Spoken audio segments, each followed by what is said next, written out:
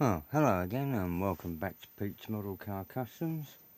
And in this video I want to show a simple sort of way of scratch building some calipers, disc calipers, for discs.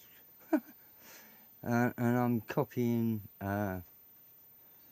two calipers there, the grey parts that are from the Tamiya Nissan Fair Lady that my mate's dog ate the other week, but I've scavenged those parts.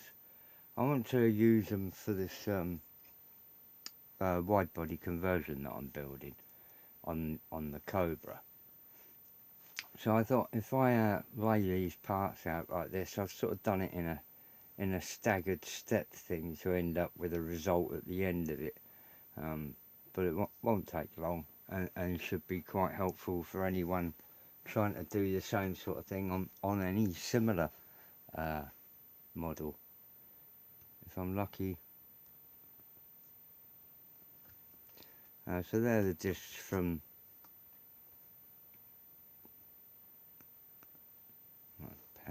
like that. They're the discs from the Tamiya kit, and next to them is a piece of strip that I've cut that's the same width as those on there. And then by judging the width of that, if you see from that area there, that's like a reflection, so it's two calipers. So I've just gone along and copied it and put two straight lines up where I want these beads to go, that are just going to line up. There's a sort of piston idea behind the strip. See that sort of dog bony pattern there, and then a strip over the top. So I'm going to try and reflect that sort of part. Now these are only a sort of dummy caliper, because I've got a solid wheel back that I'm just going to convert to look as though it's got a disc. So the first thing I've done really is using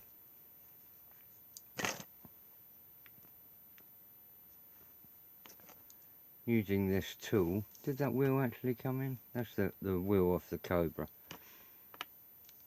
Using this punch set to its smallest setting, I've just punched out a string of these beads, as it were.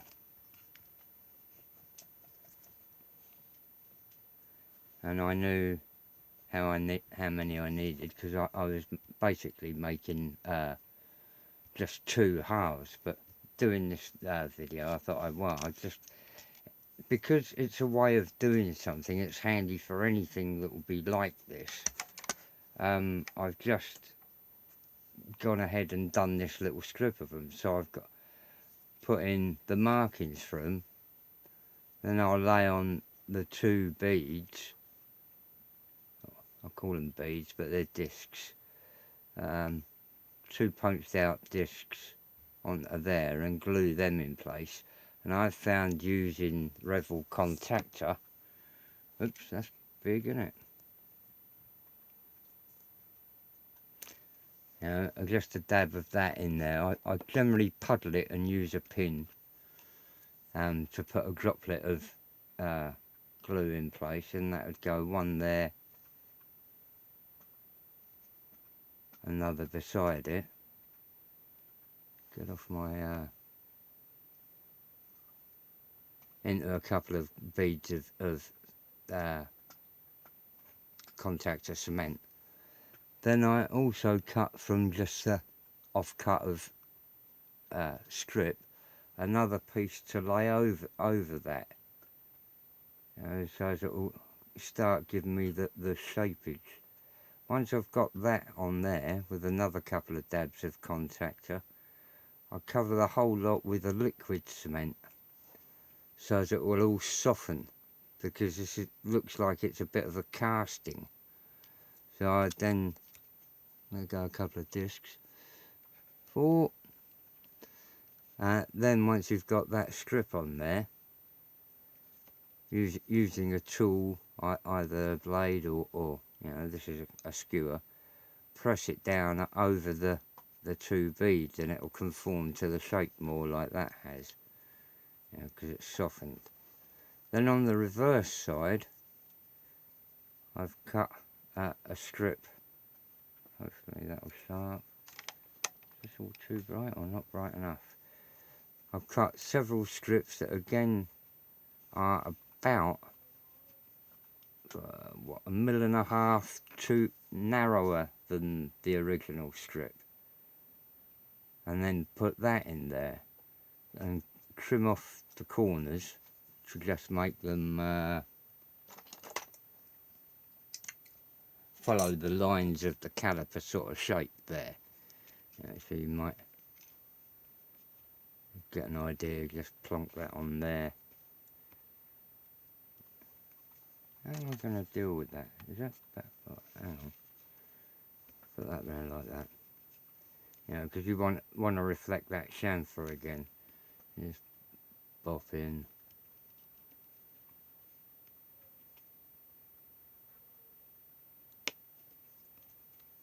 So as that will make the caliper, the pad, to go on the back side.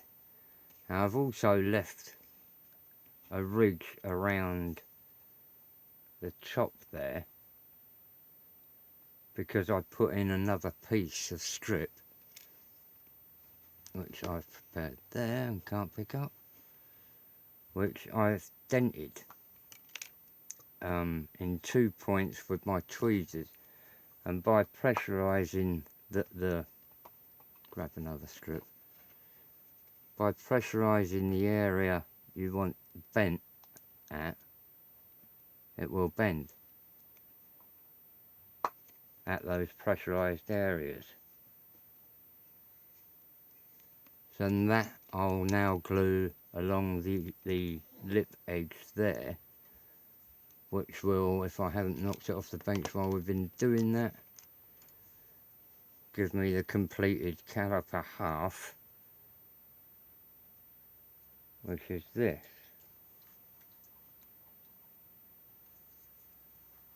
To the top of there I've added another little bobble, which this is the pad side, there's a pad, the added bent ridge, then a little bobble on the top just to give a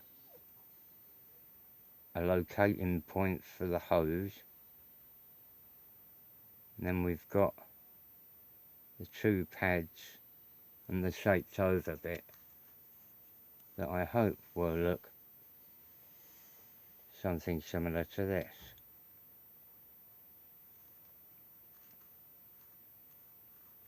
Apart from I haven't got the Brembo writing.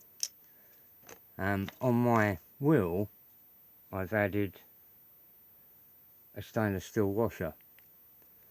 It's a 12 millimeter stainless steel washer, and it will give you a stainless steel brake drum. And I can just pop that up the top of there, get it to go into that there lip because of the bending of it. Did it a minute ago, might need a little bit of filing, but it will give me a caliper look on there that I can run a hose to.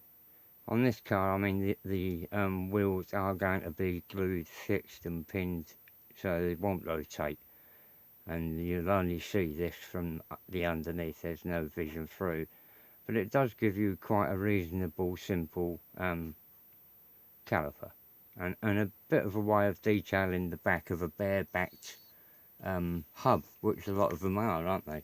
A lot of the back panels are absolutely devoid of anything. Looking around, I can't even see one. Can't see another wheel. Anyway, that was that. How to build a simple caliper with a stainless steel disc for 1/25th model cars. Best wishes from jolly old England. Bye.